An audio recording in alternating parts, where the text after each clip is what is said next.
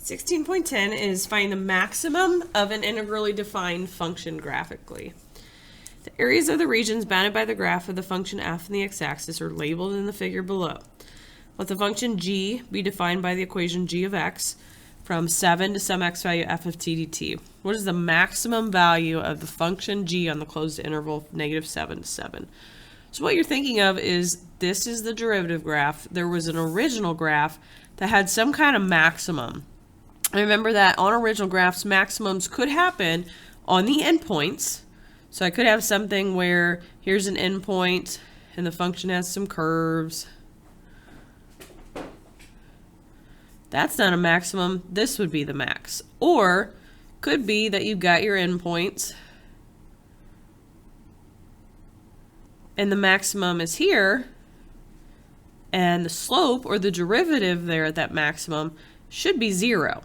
So if this is all the slopes on here, could be where the slopes are 0 or the x-intercepts, or it could be at the endpoints. So we want to make a table like we were doing, but it needs to be from endpoint to endpoint and including any critical values or anywhere where the slope was 0, because that could be a min or a max. We'll have to figure out what the y values were. So -1 and 4. Okay, the other thing that's kind of tricky is we do have to worry about what this lower bound was to get the initial value.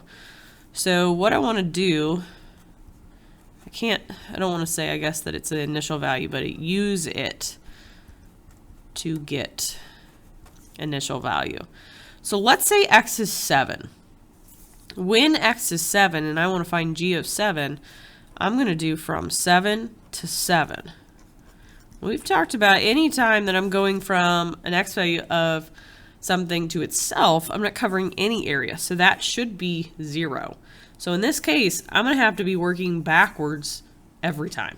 But at least they give me the area. So let's think from 4 to 7, that has an area of +4. So to get the number before it would have been 0 minus 4, which is -4. Okay, then I go from -1 to 4, which has a -14 rate of change. So a -4 plus 14 would be 10. Then from -7 to -1 is a -18. But I'm really doing 10 plus 18 is 28. So where is the highest y value at? It's at -7, but what is that maximum? That's all they want. What was the highest it went?